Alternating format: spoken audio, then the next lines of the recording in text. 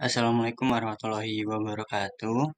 Sebelumnya perkenalkan nama saya Andre Jufri Putra dengan NRP 503.123.1094. Di sini saya akan mempresentasikan laporan akhir saya dalam menganalisis investasi dalam Fitrade RTI. Selanjutnya bisa di next. Baik, selanjutnya yaitu ada durasi transaksi di mana saya dalam melakukan analisis ini saya menggunakan aplikasi Fitrade RTI. Kemudian untuk melakukan trading simulasi dalam kurang lebih 2 bulan, dimulai dari pembuatan akun pada tanggal 8 Oktober 2025, kemudian transaksi awal pembelian saham itu saya melakukan di tanggal 22 Oktober 2025, kemudian transaksi akhir pada tanggal 3 Desember 2025. Bisa di next. Baik, selanjutnya yaitu lampiran transaksi di mana di sini ada lampiran histori atau riwayat transaksi saya dalam melakukan pembelian dan penjualan saham. Di sini bisa dilihat terdapat debit, kredit dan juga balance di mana cash awal saya 100 juta dan kemudian cash akhir saya waktu penutupan itu di 103 juta. Baik, selanjutnya yaitu saya melakukan rekap untung atau rugi dalam melakukan pembelian saham. Di sini saya melakukan empat pembelian emiten saham. Yang pertama ada BBCA, di mana dalam saham BBCA ini saya memperoleh kerugian sebesar 150.000 dengan persentase kerugian sebesar 0,15%. Kemudian untuk pembelian kedua, saya membeli saham SII, di mana saya memperoleh keuntungan sebesar Rp552.500 dengan persentase profit sebesar 0,55%. Kemudian untuk transaksi ketiga, saya membeli emiten saham Unilever dengan memperoleh profit sebesar 1.160.000 dengan persentase profit sebesar 1,16%. Dan emiten keempat yang saya beli yaitu saham UNTR dengan memperoleh keuntungan sebesar 1.475.000 dengan persentase profit sebesar 1,48%. Berdasarkan hal itu, total profit yang saya peroleh yaitu sebesar Rp3.047.500 dengan persentase profit sebesar 3,05%. Dengan saldo awal yaitu 100 juta dan saldo akhir yaitu 103.047.500. Bisa di next. Kemudian metode pengambilan keputusan. Yang pertama saya melakukan analisis fundamental. Yang pertama ada perusahaan ASII atau Astra yang memiliki fundamental yang kuat dengan DER rendah dan ROE yang solid, serta diverifikasi bisnis yang sangat luas. Ini menjadikan salah satu emiten besar yang stabil di BEI. Namun penurunan laba bersih akibat kenaikan beban operasional dan tekanan pada segmen otomotif serta alat berat perlu diperhatikan sebagai potensi resiko jangka pendek dalam melakukan keputusan investasi di perusahaan Astra. Kemudian untuk analisis fundamental pada perusahaan Unilever, itu memiliki fundamental yang stabil sebagai emiten consumer goods yang cukup besar. Namun profitabilitas yang menurun dan valuasi yang relatif tinggi itu menunjukkan bahwa prospek pertumbuhan jangka pendek itu perlu diwaspadai meskipun tetap menarik bagi investor yang konservatif. Kemudian untuk analisis fundamental yang saya lakukan pada perusahaan UNCR itu memiliki fundamental yang kuat dengan DER sangat rendah dan ROE yang cukup tinggi dan likuiditas yang sehat. Didukung juga dengan arus kas operasional yang solid serta konsistensi pembagian dividen. Nah, ini menjadikan pilihan yang cukup menarik bagi investor dan saya yang mengutamakan stabilitas dan pendapatan yang cukup pasif. Bisa di next. Selain melakukan analisis fundamental, saya juga melakukan analisis teknikal. Yang pertama yaitu pada perusahaan Astra. Bisa dilihat dalam grafik, perusahaan Astra itu menunjukkan tren yang naik dan solid sejak pertengahan 2025. Nah, itu ditandain dengan pola higher high dan juga higher low, serta beberapa breakout dari area konsolidasi.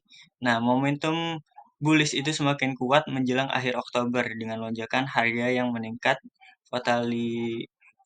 volatilitasnya. Nah, oleh karena itu saya cukup yakin dengan perusahaan Astra ini. Bisa di next. Kemudian saya juga melakukan analisis teknikal pada perusahaan Unilever dan bisa dilihat dalam grafik saham Unilever itu menunjukkan pergantian tren dari yang bearish menjadi yang bullish sejak awal Oktober.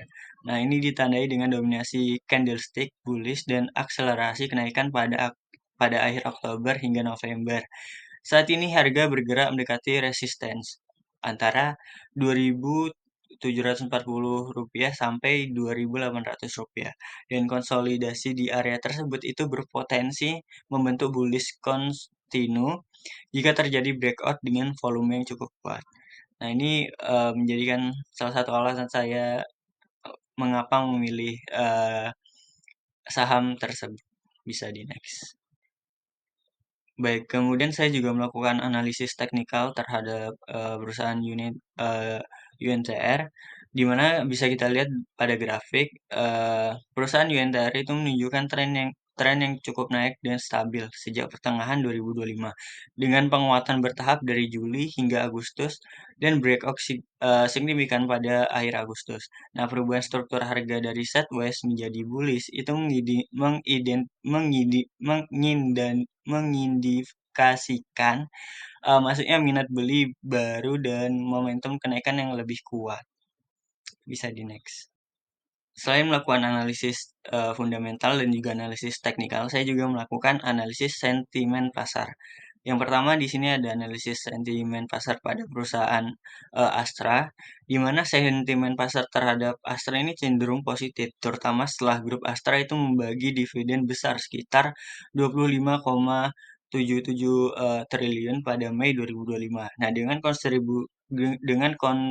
kontribusi utama dari Astra ini, pembagian dividen ini memperkuat persepsi stabilitas arus kas dan komitmen perusahaan terhadap pemegang saham sehingga meningkatkan kepercayaan investor.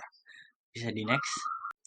Kemudian ada analisis sentimen pasar pada perusahaan Unilever, di mana sentimen pasar terhadap Unilever itu cukup positif, terutama ketika IHSG mencapai rekor tertinggi dan Unilever itu menjadi salah satu kontributor utama penguatan indeks. Nah, kondisi ini menunjukkan bahwa Unilever itu cukup dipandang sebagai saham defensif yang diminati investor saat arus modal masuk dan pasar mencari stabilitas. Bisa di next.